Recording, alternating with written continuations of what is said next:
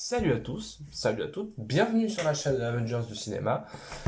J'espère que tout le monde va bien en ces temps un peu grisâtres, il fait froid, il pleut, c'est covidé, oh là là, puis ouais, dans le Covid là, c'est chaud de ouf là. Donc, pour pallier à cette morosité ambiante, l'Avengers du cinéma vous propose une vidéo exceptionnelle sur la trilogie Transformers. Générique.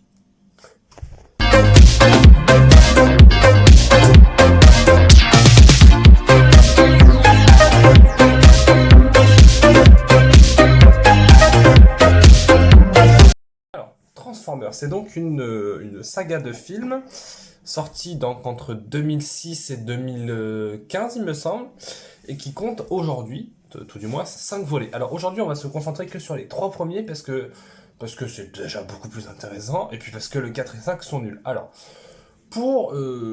et ils sont réalisés par Michael Bay et produits par Steven Spielberg. Et ça, vous ne le saviez pas. Et oui, ça c'est intéressant.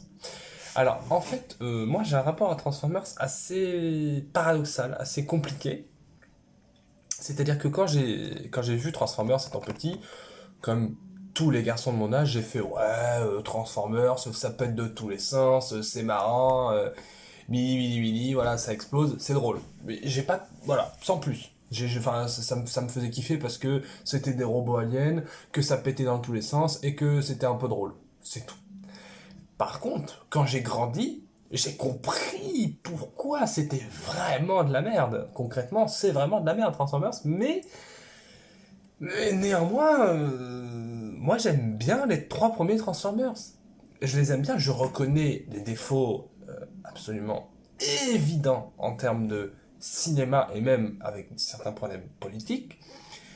Mais néanmoins, je trouve qu'il y a une vraie envie de cinéma, il y a un véritable quelque chose dans le film, parce que je mets les trois sur le même, sur le même piédestal, parce qu'en fait, les 5 sont réalisés par Michael Bay, sauf que les 3 premiers, c'est avec Shia LaBeouf. Et après, pour moi, on aurait pu concrètement terminer la saga Transformers, mais les studios, et patati et patata, et du coup, bah, il s'est passé ce qui s'est passé. Il y a eu Transformers l'âge de l'extinction et Transformers The Last Night qui sont des bouses, des films de merde intersidérales qui sont absolument horriblissimes. Enfin, vraiment, je n'ai jamais vu ça, quoi. Et donc, Transformers 1, Transformers 2, Transformers 3, moi, ce que j'aime, et ce que j'aime dans le cinéma de Michael Bay, c'est qu'en fait, c'est, contrairement à un film comme Dune, par exemple, c'est que c'est un film qui vit. C'est un film qui est constamment en mouvement. Il y a constamment des dialogues, il y a constamment de la musique, ça pète dans tous les sens. Et Michael Bay, j'ai remarqué un truc en revoyant ses films, c'est que il aime les grands décors, il aime les grands espaces, il aime les grands panoramas. Je pense dans le deuxième Transformers où il y a des grands plans en Égypte, ou même au troisième où il y a des énormes plans sur la ville de Chicago, il me semble que c'est. En fait, il aime quand ça bouge, il aime quand la caméra bouge, il aime quand il y a du mouvement, quand il y a de l'action. Et c'est pour ça que je crois que tous ces films sont quasiment des films d'action ou de science-fiction. Et en fait, là où Transformers est critiqué et à juste titre, c'est que effectivement, c'est complètement débile. Mais c'est complètement débile. Les personnages sont bêtes, concrètement. Ah, même les Transformers sont totalement stupides, je trouve. Le personnage de Shia LaBeouf est une sorte de débile, puceau, macho, sexiste, enfin voilà. Et alors, ce qu'on remarque dans le cinéma de Transformers, c'est que Michael Bay, il aime son pays. C'est-à-dire que.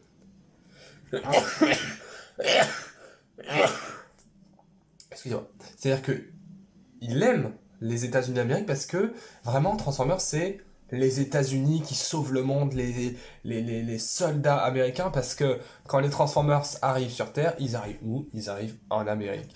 Avec qui les Autobots travaillent-ils? Les soldats américains. Donc c'est l'Amérique, l'Amérique, l'Amérique, l'Amérique.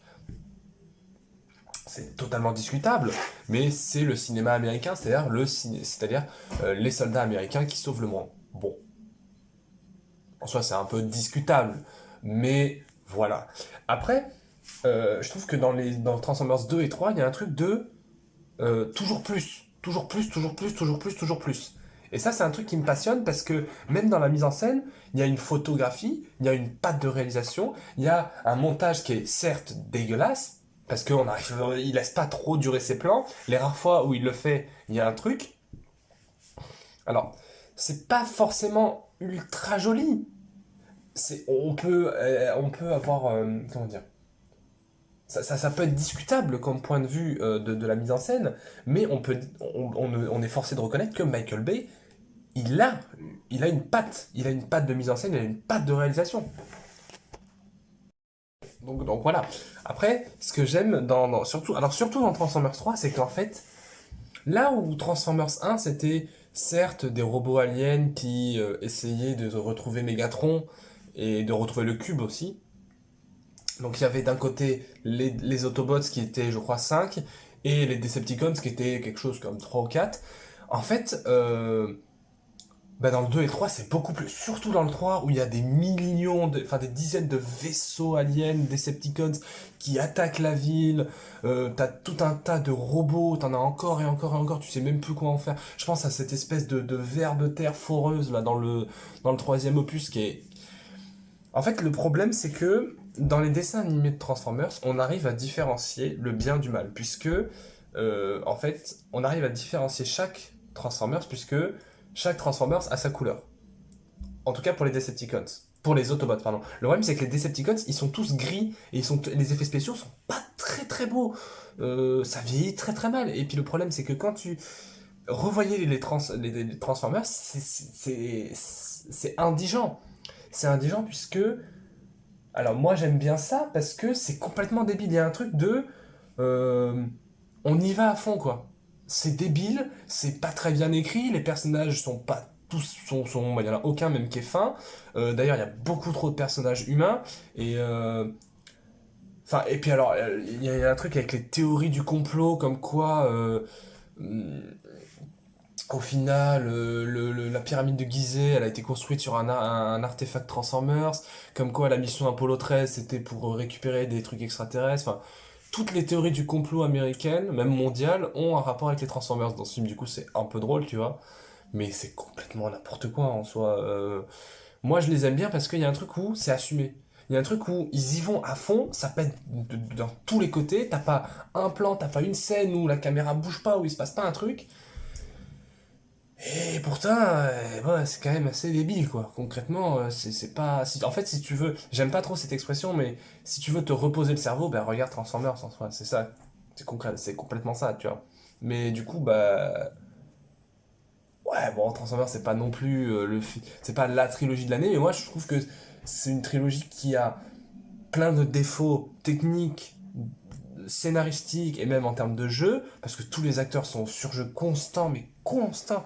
Moi, ça me fait énormément de peine de savoir que dans Transformers, il y a eu quand même John Turturro, qui est quand même un assez bon acteur, je trouve,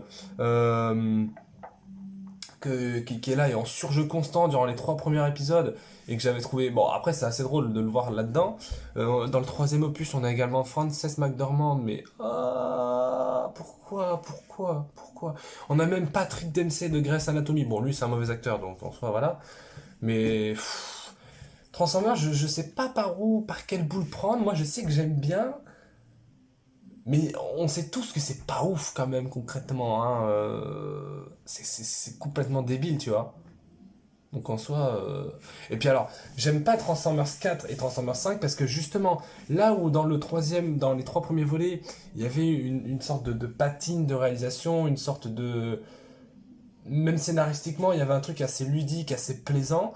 Ben, Mark Wahlberg, je trouve... Alors, ce n'est mon humble opinion, hein, mais Mark Wahlberg, après Les Infiltrés, il a plus de carrière. Il a plus de carrière, je suis désolé. Donc il a fait du rap, ensuite il a fait des films dans les années 90 qui étaient pas trop mal, notamment Boogie Nights de Paul Thomas Anderson que j'avais trouvé incroyable. Il a fait Les Infiltrés dans lequel il a eu un super rôle, et après, plus rien. Il ne fait que des films de merde depuis. Et c'est pour ça que moi j'ai assez peur de le voir dans Uncharted, surtout dans le rôle de Sully, qui est l'un de mes personnages préférés du jeu vidéo. Donc là, c'est assez compliqué, quoi. Mais ouais, non, en fait, Transformers 4 et 5, c'est trop de numérique, trop de bouillie dégueulasse numérisée. Le scénario est une connerie absolument indigente. Euh, Enfin, ouais, non, c'est assez horrible. Transformers 4 et 5, c'est vraiment con. Surtout le 5 où il rajoute la légende des rois Arthur, du roi Arthur, la légende des chevaliers de la table ronde, comme quoi le bâton de Merlin c'est un artefact Transformers, mais arrêtez, arrêtez, arrêtez, arrêtez. Non, non, c'est l'enfer, c'est l'enfer. Euh, et puis, putain, dans le Transformers 5, il y a Anthony Hopkins, mais faut arrêter là, frérot, c'est plus possible. Enfin, vraiment, Transformers, les trois premiers, ça passe. Mais alors, le 4 et 5, c'est horrible. Voilà. Bon, c'était pas très constructif comme avis, mais voilà, c'était ma critique de Transformers. Voilà, c'est une vidéo un peu tournée comme ça en impro. Voilà. Allez, c'était l'Avengers du cinéma, on se dit à bientôt pour de nouvelles vidéos. Il y aura bientôt, comme je l'ai dit en février, il y aura Uncharted. Il va y avoir également Batman. Je sais que je le redis à chaque nouvelle vidéo, mais Batman, ça va être sublimissime, je le sais, je le vois, je le sens. Et puis après, on aura Doctor Strange 2, Thor 4, enfin tout un tas de films formidables cette année. Allez, ciao!